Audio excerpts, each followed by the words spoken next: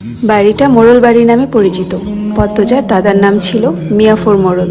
তিনি গ্রামের একজন সম্মানিত লোক ছিলেন। 6 কাঠা জমির উপর টিনের বিশাল বড় বাড়ি বানিয়েছিলেন 4 ছেলের জন্য। 2 ছেলে 16 বছর আগে 1971 সালের যুদ্ধে নিহত হয়েছে।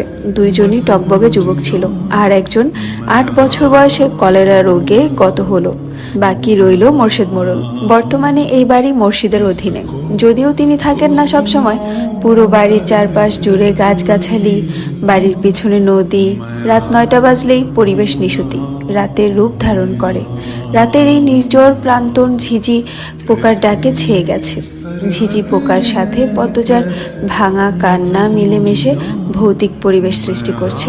মনে হচ্ছে কোনো আত্মা তার ইহজীবনে না পাওয়া কোনো বস্তুর শোকে এমন মরা সুর ধরেছে। হেমলতা পদ্মজাকে টেনে পাশে বসান। পদ্মজা ডান হাতের উল্টো পাশ দিয়ে চোখের জল মুছে হেমলতাকে বলল, মামা সৌদিতে যাওয়ার আগের দিন আমাদের সবার দাওয়াত ছিল না নানা বাড়ি? খালামণি, ভাই বোনেরা এসেছিল। সেদিন ঢাকা থেকে যাত্রার লোক আসছিল স্কুলে, মনে আছে আম্মা? আছে। উঠোনে ধপ করে একটা আওয়াজ হয়। হেমলতা পদ্মজা কেঁপে উঠল। পূর্ণা প্রেমা দরজায় কান পেতে রেখেছিল মা বোনের কথা শুনতে। হুট করে কিছু পড়ে যাওয়ার আওয়াজ হওয়াতে দুজন ভয় পেয়ে যায়। দরজা ঠেলে হুড়মুড়িয়ে রুমে ঢুকে পড়ে। হেমলতা বড় মেয়ের সাথে গোপনে বৈঠক ভেঙে দ্রুত পায়ে বারান্দায় এসে দাঁড়ান। উঠানে বিদ্যুৎ নেই, হারিকেন জ্বালান। পিছনে 3 মেয়ে এসে দাঁড়িয়েছে। একজন মায়ের 3 মেয়ে নিয়ে একা এত বড় বাড়িতে বাস করাও যুদ্ধ বটে। হেমলতা গলা উঁচিয়ে প্রশ্ন করলেন, কে কে ওখানে? আমি। চিরপরিচিত এই কণ্ঠ চিনতে হেমলতার বিড়ম্বনা হলো না। তিনি ব্যস্ত পায়ে উঠানে নেমে আসেন। গেটের পাশে মোর্শেদ মোড়ল পড়ে রয়েছেন। গায়ে চাদর, হাপড়ের মতো বুক উঠানামা করছে তার, যেন দম ফুরিয়ে যাচ্ছে। হেমলতা 2 হাতে মোর্শেদকে আঁকড়ে ধরলেন। পদ্মজা পূর্ণা দৌড়ে আসে। মোর্শেদের এমফাইসিমা রোগ আছে। এই রোগের অল্প চলাফেরাতেই শ্বাসকষ্ট উপক্রম হয় এবং দম ফুরিয়ে যায়। শ্বাস নেবার সময় গলার শিরা ভরে যায়। 3 মা মেয়ে মোর্শেদকে ধরে রুমে নিয়ে আসে। মোর্শেদ এভাবেই হুটহাট করে বাড়ি ফেরে, কখনো কাকডাকা ভোরে, কখনো নিশুতি রাতে, বা কখনো কাঠফাটা রোদে। মোর্শেদ মোড়লের এমফাইসিমা রোগটা ধরা পড়ে 7 বছর আগে। মোর্শেদের অ্যাজমা ছিল, আবার ধূমপানে খুবই আসক্ত ছিলেন। ফলে ফুসফুসের এই রোগটি খুব দ্রুত আক্রমণ করে বসে। মোর্শেদ খানিকটা সুস্থ হয়ে রাত 1টার দিকে ঘুমালেন। পূর্ণা প্রেমা রুমে গিয়ে শুয়ে পড়েছে।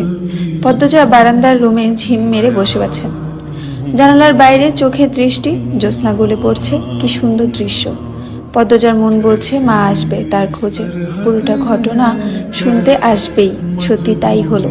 কিছুক্ষণ পরই হেমলতা আসলো। আম্মা, বাতিটা নিভিয়ে দাও, বলল পদ্মজা, কণ্ঠ খাদে নামানো। হেমলতা বাতি নিভিয়ে পদ্মজার পাশে বসেন। পদ্মজা তৈরি ছিল, তবুও অপ্রস্তুত হয়ে পড়ে। খুব অস্বস্তি হচ্ছে, সে গোপনে দীর্ঘশ্বাস ছাড়ল।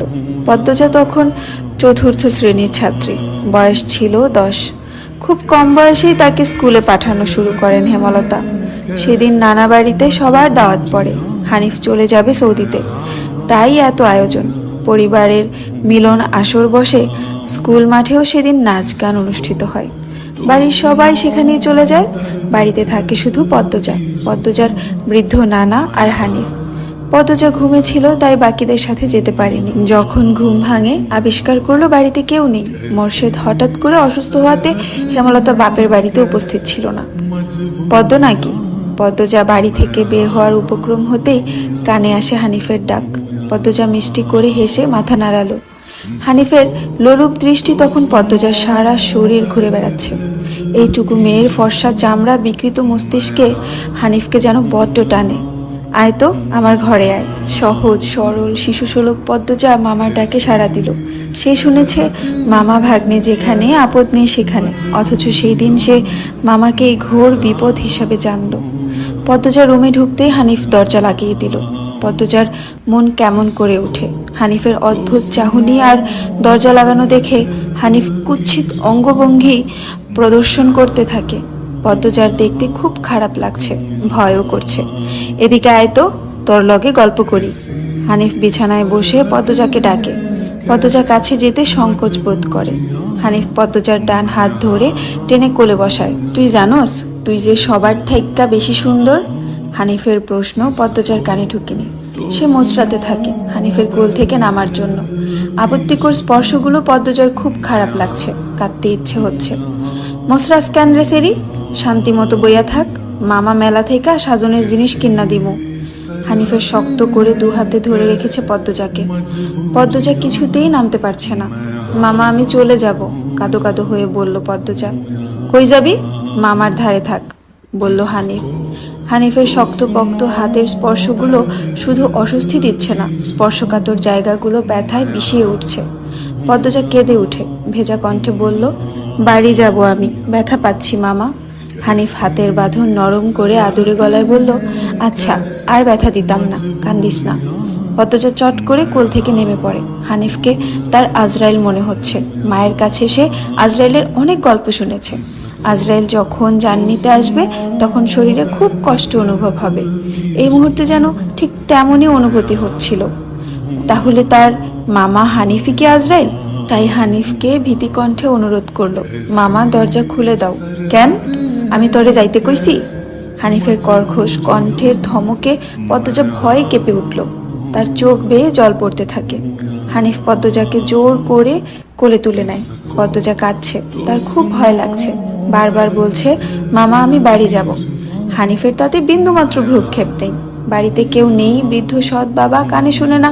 পদ্মজা হানিফকে কিল ঘুষি দিতে থাকে, সেই সাথে জোরে জোরে কান্না শুরু করে। এভাবে কাঁদলে পাশের বাড়ির যে কেউ চলে আসবে। হানিফের রক্ত টকবক করছে উত্তেজনায়।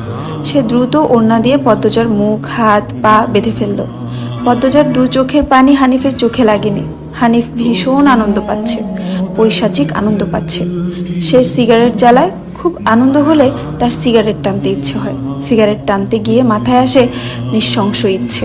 নাক মুখ দিয়ে ধোঁয়া উড়িয়ে সিগারেট দুই আঙ্গুলের মাঝে রেখে পদ্মজার বাম পায়ের তালুতে চাপ দিয়ে ধরে রাখে। পদ্মজা হাউমাউ করে কেঁদে উঠল। হেমলতা দু হাতে শক্ত করে মেয়েকে বুকের সাথে জড়িয়ে ধরেন। পদ্মজা কাঁদতে কাঁদতে বলল, আম্মা তখন আমার খুব কষ্ট হচ্ছিল, আমার দমটা বেরিয়ে যাচ্ছে মনে হচ্ছিল। আমি তোমাকে খুব ডাকছি, আম্মা তুমি তো আসোনি। পদ্মজার কথাগুলো হেমলতার বুক রক্তাক্ত করে দেয়। এ যেন 1971 সালের পাকিস্তানিদের নৃশংসতা। নিজের চোখে তিনি দেখছেন পাকিস্তানিদের নিষ্ঠুরতা। হানিফ আর তার দেখা অত্যাচারী পাকিস্তানিদের মধ্যে কোনো তফাৎ নেই। হেমলতা নির্বাক বা ক্রুদ্ধ, শুধু অনুভব হচ্ছে তার বুকে পড়ে আদরের পদ্মজা হাউমাউ করে কাঁদছে, সর্বাঙ্গ যেন কাঁপছে। হানিফকে ক্ষত বিক্ষত করে দিতে হাত নিষ্পিস করছে। সেদিন একটুর জন্য পদ্মজা ধর্ষণ হয়নি। বাড়িতে সবাই ফিরে এসেছিল। পদ্মজা পোড়া স্থানের যন্ত্রণা সহ করতে না পেরে অচেতন হয়। বাকিটুকু আর পদ্মজাকে বলতে হয়নি। হেমলতা জানেন পদ্মজার গা কাঁপিয়ে জ্বর আসে। 21 দিন বিছানায় ছিল। ততদিন হানিফ দেশ ছেড়ে চলে যায়। পদ্মজা ভয়ে লজ্জায় ঘটনাটি কাউকে বলেনি। পায়ের পোড়া দাগ দেখে যখন হেমলতা প্রশ্ন করেছিল, পা এমন ভাবে পড়ল কি করে?